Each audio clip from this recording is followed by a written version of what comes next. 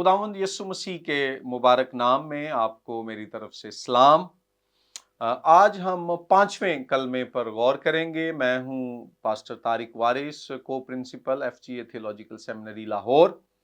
और जो 5वां कलमा है खुदावंद यीशु मसीह का, इसका जिक्र हमें यूहन्ना की इंजील के बाब नंबर 19 की आयत नंबर 28 में मिलता है। यूहन्ना की इंजील बाब नंबर 19 और आयत नंबर 28। और इस कलमे को तकलीफ का कलमा कहा जाता है, द वर्ड ऑफ डिस्ट्रेस। यूहन्ना 19:28 में लिखा है, इसके बाद यस्सु ने जान लिया कि अब सब बातें तमाम हुई ताकि नविश्ता पूरा हो, तो कहा कि मैं प्यासा हूं। खुदावंद यीशु मसीह का 5वां कलमा। 7 बातें इस कलमे में से हम सीखते हैं जो आज मैं आपके सामने पेश करूंगा। नंबर 1 है कि खुदा के बेटे की प्यास इस बात की तस्दीक करती है कि वो मुकम्मल तौर पर इंसान बना। खुदा के बेटे की प्यास इस बात को की तस्दीक करती है कि वो मुकम्मल तौर पर इंसान बना। सलीब पर यीशु मसीह जिस जिस्मानी, रूहानी, नफ्सियाती और जज्बाती अजियत में से गुजर रहा है, उस प्रोसेस में फिर एक स्टेज आती है जब वो पुकार उठता है कि वो प्यासा है। उसका प्यासा होना इस बात को पेश करता है कि खुदावंद यीशु मसीह कामिल खुदा होने के साथ साथ कामिल इंसान था, और वो इंसान होने के तमाम तजर्बात में से गुजरा। कलीसियाई तारीख में ऐसी बिदती तालीमात पैदा होती रही हैं जिसमें यीशु मसीह के तजस्सुम का, उसके मुजस्सम होने का, उसके इंसान होने का जो है इनकार किया जाता रहा है। लेकिन ये कलमा इस बात को पेश करता है कि यीशु मसीह कामिल खुदा होने के साथ साथ कामिल इंसान है, जिसने प्यास, भूख, नींद, थकावट और गम जैसी हकीकतों का तजर्बा किया। दूसरी बात जो ये कलमा हमें सिखाता है वो ये है कि यस्सु की प्यास किताब मुकद्दस की पेश गोइयों की तकमील है।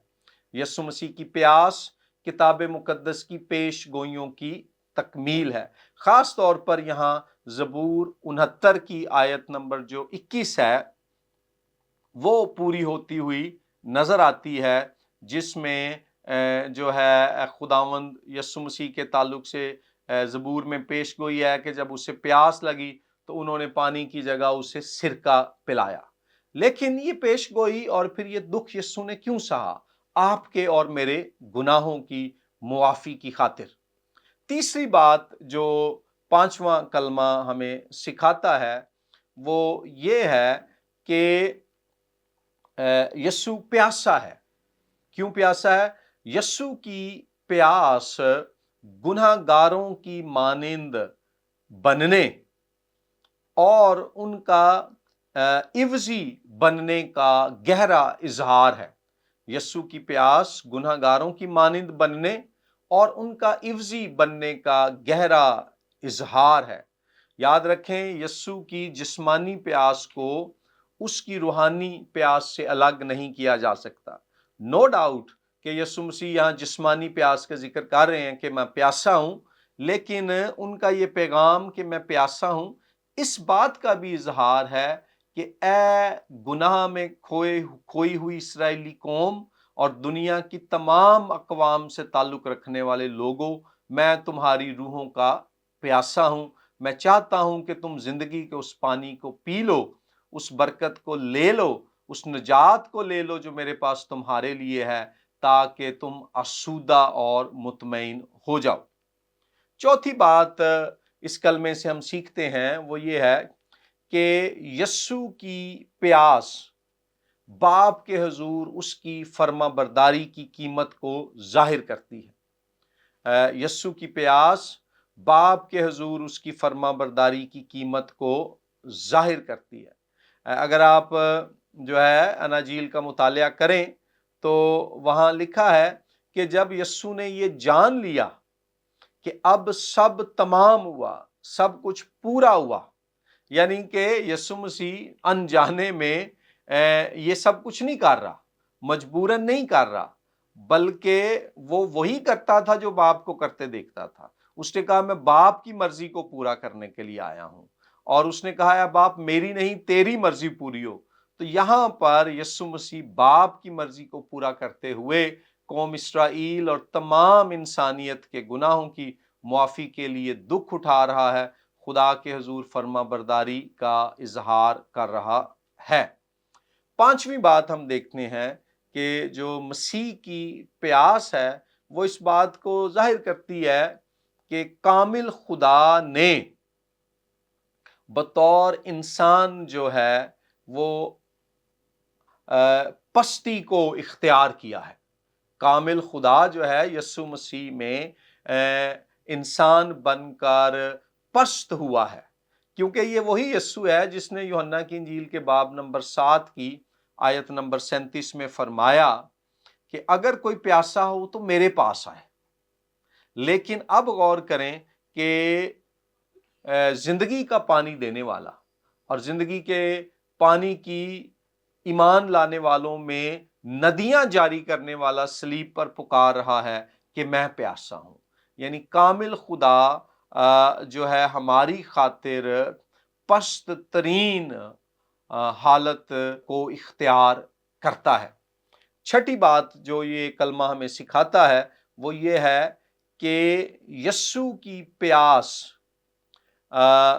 انسان کی تمام ضرورتوں کی بنیاد میں پائی جانے والی روحانی پیاس کو بے نقاب کرتی ہے۔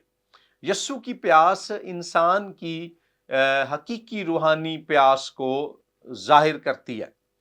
یہاں یسوع کا پیاسا ہونا دراصل اس بات کو پیش کرتا ہے کہ یسوع اس لیے پیاسا ہوا ہے تاکہ اس روحانی طور پر پیاسے انسان کی پیاس مٹ جائے جو اپنے گناہ کے باعث خدا سے دور اور بے آرام، بے چین اور غیر آسودہ زندگی گزار رہا ہے۔